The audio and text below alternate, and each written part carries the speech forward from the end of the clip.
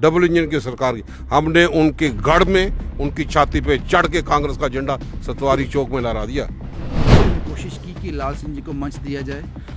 मनगढ़ंत कहानी है भाजपा की फ्रस्ट्रेशन की, क्योंकि हाथ से वो आदमी इसको आप भाजपा में नहीं डाल सकते। क्यों नहीं डाल सकते? हमने में वहाँ मौजूद था, उन्होंने कहा कि चौधरी लाल सिंह के नारे मत लगाओ, यहाँ कांग्रेस जहाँ बीजेपी कहती है कि इनके साथ लोग ही नहीं। भाजपा को कौन पूछता है? वो नोटंकी वाले लोग हैं।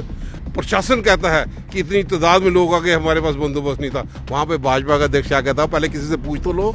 इनका कोई बात नहीं, इनकी उल्टी गिनती शुरू हो गई है। मैं दावे से कह सकता हूँ आज भी चुनाव करा ले भाजपा का सुपड़ा साफ होगा। भारतीय जनता पार्टी को ये भी समझ नहीं आ रहा कि राहुल जी को ठंड क्यों नहीं लगती। वो कहते हैं कि ये कोई टिक्की खाते हैं, कोई टेबलेट खाते हैं, कोई नशा करते हैं। भाजपा कोई हिंदुस्तान में एक आदमी का नाम तो बता दे कि कोई आदमी इतना पैदल चला है।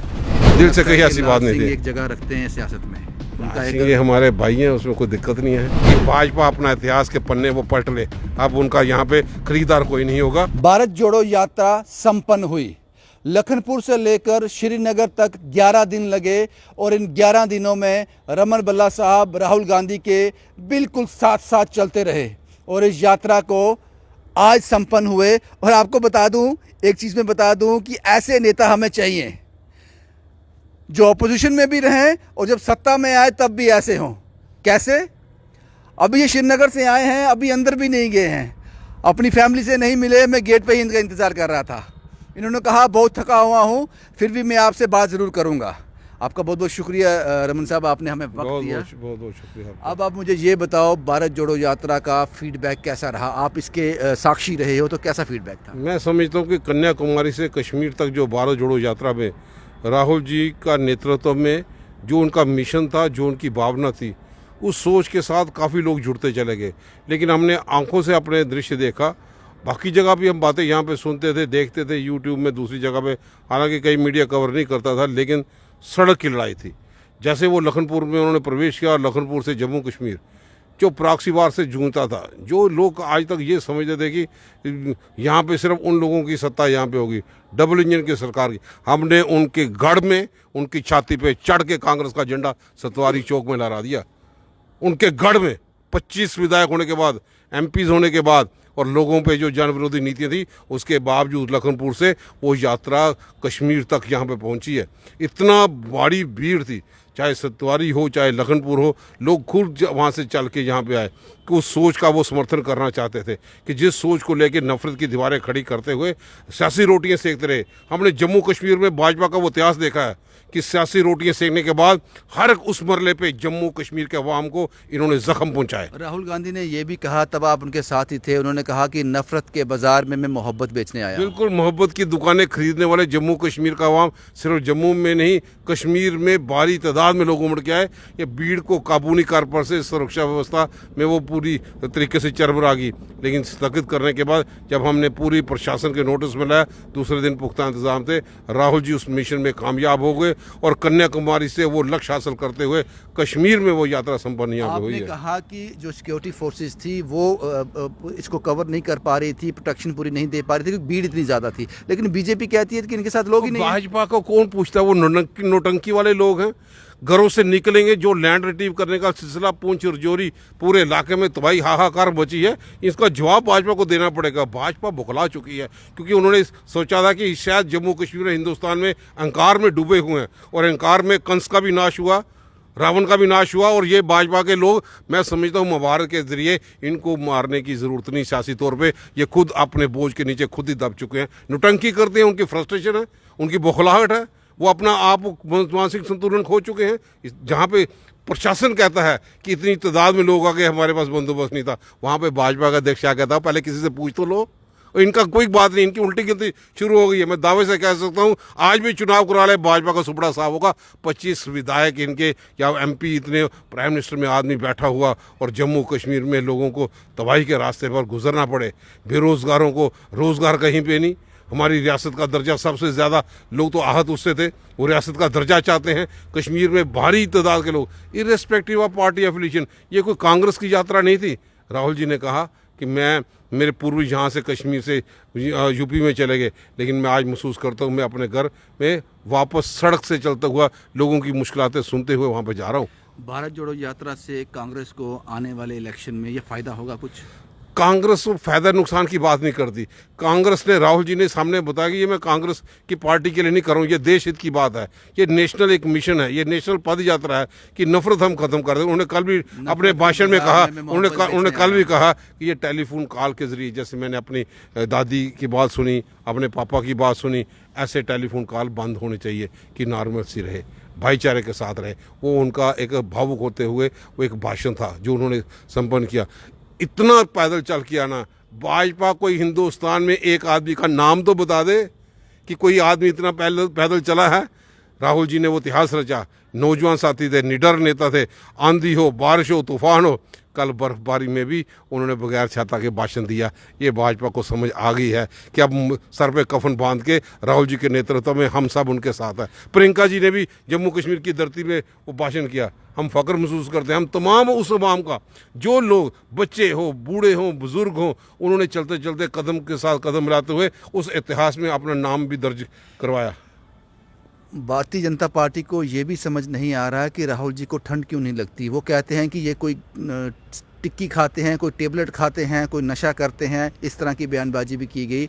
तो इस पर थोड़ी रोशनी डालेंगे कि उनको ठंड क्यों नहीं लगती? उनको उन्होंने कहा, जज्बा है। उन्होंने कहा कि लोगों ने जो मेरे को प्यार दिया, जो लोगों ने मेरे को स्नेह दिया, वही उनका कवच बन के आया। बच्चे से बच्चे ने उनसे बातें यहाँ पे की, बुज़ुर्गों ने बातें की, रिटायर्ड पुलिस के आदमियों ने बातें की, फौजी अफसरों ने, भाना सिंह जैसे शख्सियत उनके साथ रहे, रिजर्व बैंक के रिटायर्ड गवर्नर जिन्होंने इस्तीफ़ा दे दिया, उन्होंने हिंदुस्तान की असली आर्थिक स्थिति के बारे में भी उनको जानकारी दे दी। इतना दुख, इतना ही परेशानी है लोगों की सुन के उनका मन पक्का हो गया और उनको लोगों की तरफ ज़्यादा दुख दर्द उन्होंने महसूस किया। अपनी जान की परवाह ना करते हुए गर्मी सर्दी का विचार नहीं किया। उन्होंने बर्फ़बारी में भी, कल बारिश और बर्फ़बारी वहाँ पे हो रही थी, स्नोफॉल में उन्होंने भाषण किया। ये जज्बा था या बेवकूफ़ी थी की चीज़? ये बिल्कुल जज्बा था, देशभक्ति का भावना को लेके जिस परिवार ने इतनी शहादत दी हो, भाजपा उससे बुखला चुकी है। भाजपा का उल्टी गिनती शुरू हो गई है। हमें कोई परवाह नहीं भाजपा क्या कहती है, क्योंकि हम इसको लाइटरी लेते हैं, लाइटर मूड में लेते हैं। जब प्रशासन कहता है कि इतनी बारी भीड़ थी, तो ये डबल इंजन की सरकार वालों के बयान है। साहब मुझे पता है आप थके हुए, इतना लंबा सफर करके आए हो, आपने हमें बिल्कुल ताज़ा कर दिया। हम चाहते हैं कि आपके जरिए ये वो भावना, जिस भावना को लेके वो चले थे, नफरत गिरा दे। एक सवाल आपसे ज़रूर पूछूंगा और बड़ी ईमानदारी से आप उसका जवाब भी देंगे, मुझे पता है आप देंगे।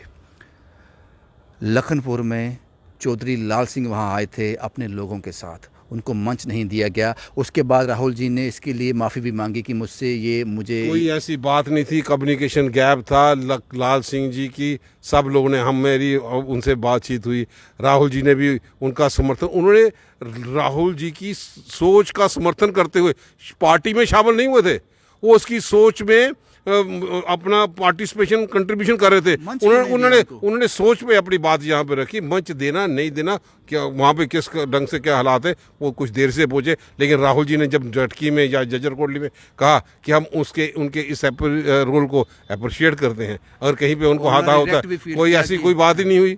लाल सिंह जी को दिल से सब लोग यहाँ पे चाहते हैं, ऐसा कोई चक्कर नहीं। ये मनगढ़ंत कहानी है भाजपा की फ्रस्ट्रेशन की, क्योंकि हाथ से वो आदमी, इसको आप भाजपा पर नहीं डाल सकते। क्यों नहीं डाल सकते? हमने में वहाँ मौजूद था, उन्होंने कहा कि चौधरी लाल सिंह के नारे मत लगाओ, यहाँ कांग्रेस जिंदाबाद। यहाँ पे नेशनल मिशन था, इंडिविजुअल पर्सनैलिटी कहीं पे वो मैटर नहीं करती।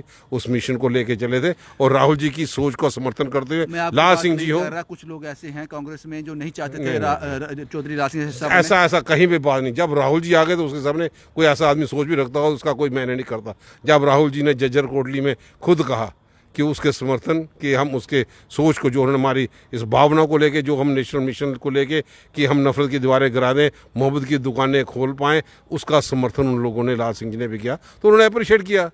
अब आइंदा देखेंगे, पत्ते खोलेंगे, भाजपा को पता चलेगा जब उनके पाँव के नीचे ज़मीन खिसक जाएगी, उनके साथ होगा कौन। जो दबाव की राजनीति उन्होंने हिंदुस्तान के नेताओं पर डालनी थी। कुछ कहना चाहते हैं?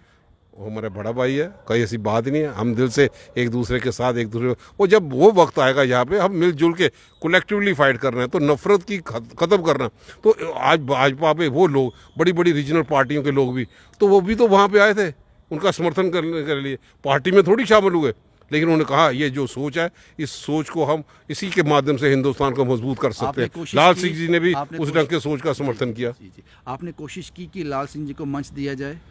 मंच देना नहीं देना वो मैटर नहीं करता। उन्होंने इसके लिए खुद भी नहीं ऑफर किया। उन्होंने बोला कि वो जो झंडा जो स्लोगन लेके चले हैं वो दुखी हैं इस नहीं बात कोई से। दुखी नहीं है, हम मैं जानते हैं। उनसे- मैंने नहीं मुलाकात की नहीं कोई उनसे। ऐसी बात नहीं। लाल सिंह जी की होर्डिंग लगी थी, हम सब लोग उनके साथ थे। उन्होंने आए, उन्होंने समर्थन किया, उनके साथियों ने समर्थन किया।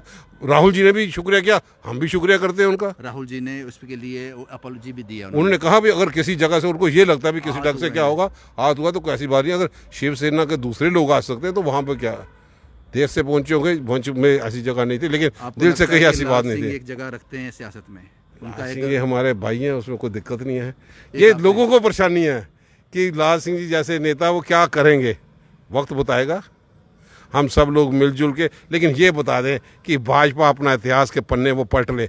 अब उनका यहाँ पे खरीदार कोई नहीं होगा, क्योंकि जिस ढंग से उन्होंने रियासत का दर्जा छीनने के बाद, लोगों को बेरोजगारी के चरम सीमा पर पहुंचाने के बाद, हम लोगों को जबरदस्ती डोमिसाइल पहुंचाने के बाद, जम्मू के जितने प्रोजेक्ट के सब बाहर के लोगों को देने के बाद, और आज हमारी ज़मीनों को छीनने के बाद, वो लोग जो 100 साल से उनके बुजुर्ग ज़मीन कल्टीवेट बॉर्डर पे रहते थे, लैंडलेस लोगों के, वीकर सेक्शन के लोगों को दर करते हुए जो उन्होंने इनिशिएटिव लिया है, मैं समझता हूं कि लोग इनको आने वाले दिनों में माफ़ नहीं करेंगे। अगर ये समझते हैं कि सब कुछ ठीक है, भाई कल चुनाव करवा लो, आपको दूध का दूध पानी का पानी। आप कल तक बोलते थे कि कांग्रेस कहीं पे मैटर नहीं करेगी।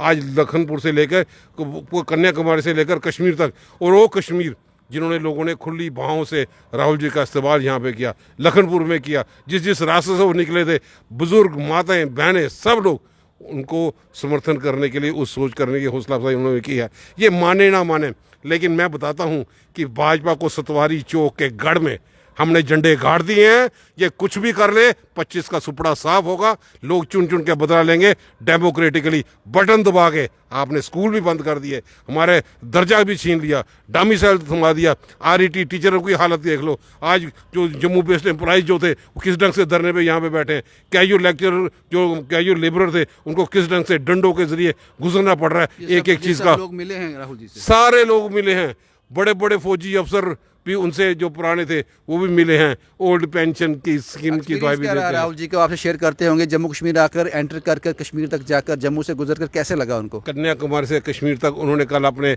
समारोह में, जो अंतिम समारोह जो था, उन्होंने अपनी बातें यहाँ पे रखी हैं।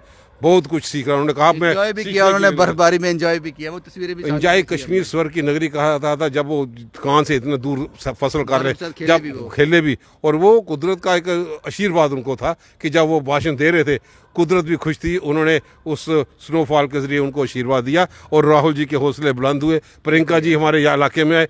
फिर भी मैं आपके माध्यम से, जितना जम्मू कश्मीर के अवाम है जो उत्साहित है कि राहुल जी के साथ कदम लाए, उन्होंने इस यात्रा को कामयाब किया। मैं हाथ जोड़ के सबका शुक्रिया अदा करता हूँ, धन्यवाद रमन करता हूँ। बल्ला जी, हम एक बार फिर रमन बल्ला जी का शुक्रिया अदा करते हैं। वो इसलिए कि अभी वे श्रीनगर से आए हैं, अभी अपने फैमिली से नहीं मिले, अंदर घर नहीं गए, हमने यहीं पकड़ लिया, यही हमारा काम है। बहुत बहुत शुक्रिया इनका। और भारत जोड़ो यात्रा संपन्न हुई। चौधरी लाल सिंह जी को कुछ शिकायतें ज़रूर है, लेकिन रमन बल्ला साहब ने उस पर भी कुछ रोशनी डाली है। उम्मीद करते हैं कि ये दोस्ताने में दरार नहीं आएगी। शुभम कुमार के साथ Ravindra Singh, the state sentinel के लिए।